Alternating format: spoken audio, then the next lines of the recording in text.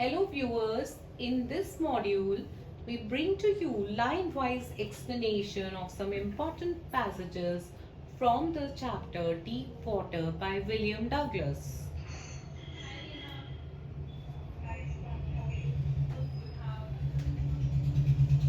Yakima was dangerous, the pool was safe.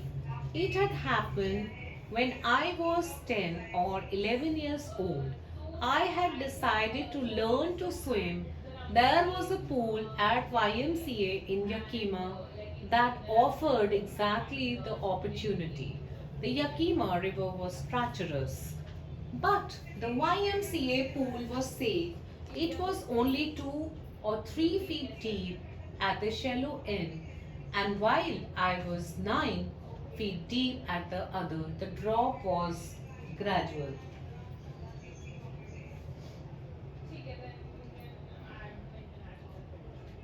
The narrator here remembers his two incidents when he was 10 or 12 years old and he had joined YMCA pool because he wanted to learn swimming. He did not want to go to Yakima River because that river was considered to be very dangerous. The pool was quite safe because the height of the pool was just 2 or 3 feet on the shallow end, and at the deep end also it was just about 9 feet, and the slope was also very not very steep, it was gradual. So the poet wanted to join swimming here.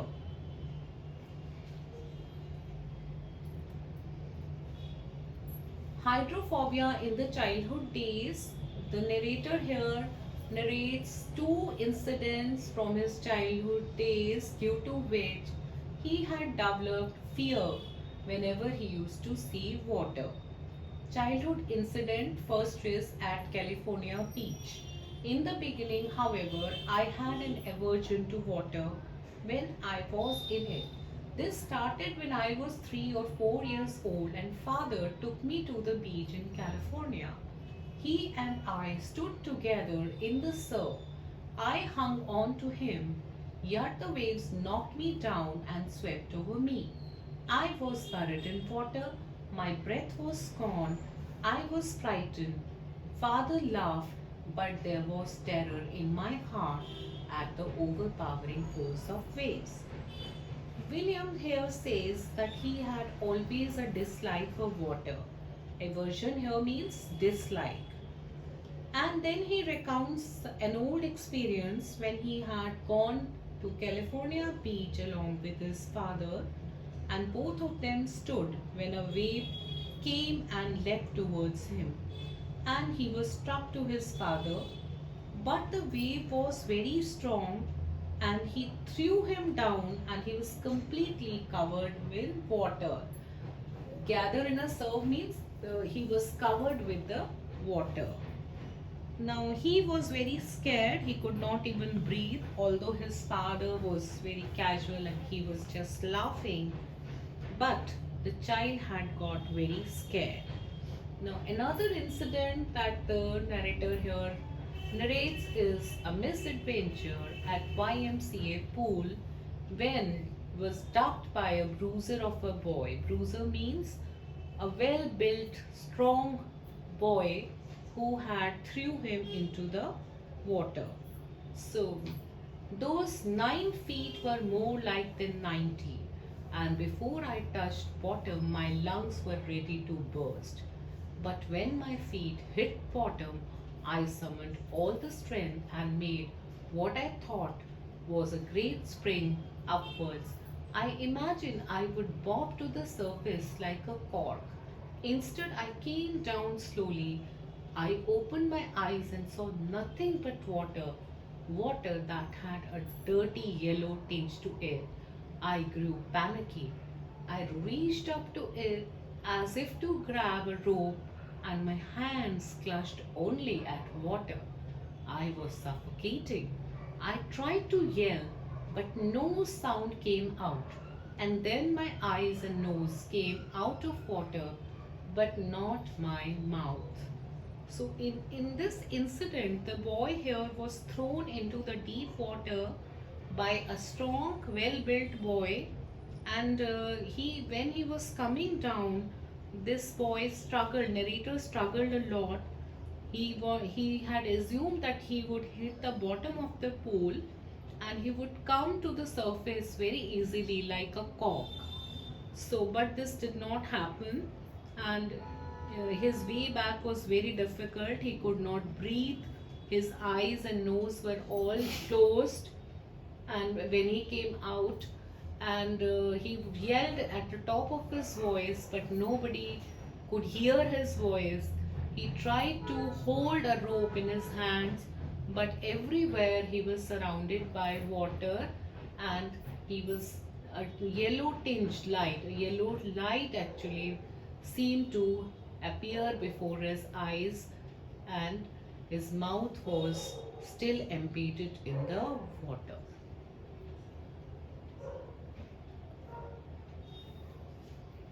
Tries to overcome fear by thinking reasonably. And in the midst of terror came a touch of reason. I must remember to jump when I hit the bottom. At last I felt the tiles under me. My toes reached out as if to grab them. I jumped with everything I had, and then I started down a third time. I sucked for air and got water. So here also William Douglas, he opened his eyes and he could see nothing. He was all panicked. And normally when we are in fear, we cannot think rationally. So here also he actually he remembers that he could feel the tiles that were underneath him, and my toes were touching those, he says, was actually touching those tiles, and he wanted to grab them. Then he again jumped, and then again for the third time he tried to suck for air. He was not able to breathe well, but there was all water everywhere. The yellowish light was going out. Then all effort ceased. I relaxed. Even my legs felt limp, and the blackness swept over my brain. It wiped out fear. It wiped out terror. There was no more panic. It was quite unpeaceful. Nothing to be afraid of.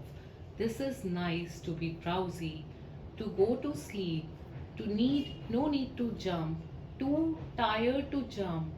It's nice to be carried gently, to float along in space, tender arms around me, tender arms like mothers, and now I must go to sleep. So he started thinking rationally, and he tries to overcome his fear, and he relaxed himself. The moment his mind was relaxed, he felt very comfortable, and he felt as if all the terror has gone out of his mind, and he was very quiet.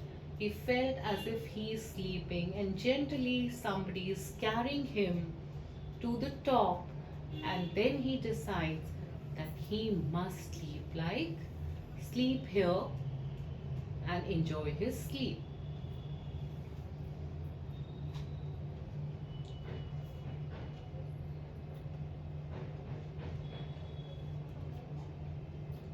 I crossed to oblivion, and curtain of life fell.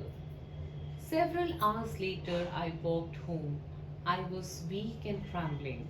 I shook and cried when I lay on my bed. For days a haunting fear was in my heart. The slightest exertion upset me, making me wobbly in the knees and sick to my stomach. This handicap stayed with me as the years rolled by, in canoes on Maine lakes, fishing for landlocked salmon, bass fishing in New Hampshire, trout fishing on Deschutes and Metrodus in Oregon, fish for salmon on the Columbia, at Bumping Lake in Cascades. Wherever I went, the haunting fear of water followed me. It ruined my fishing trips, deprived me of the joy of canoeing, boating, and swimming. So, the narrator, after all the struggle, felt dark all around, and the curtain of his life fell, means he became unconscious. For several hours after retaining his consciousness, he came back home and he was very disturbed even at nights, and he was haunted by this fear, the fear for water had gone deep in his psyche. And even whenever he made even a slightest exertion, he felt that wobbly feeling, that feeling of sickness in his knee and in his stomach. So he was totally under the grip of fear. And he felt as if he was handicapped because all his expeditions, whether they were fishing expeditions, whether they were, going into the waterfalls, whether it was, boating, canoeing, swimming, whatever, all his expeditions were ruined by this fear, and he could not achieve any fun. He felt as if he has been handicapped by the fear.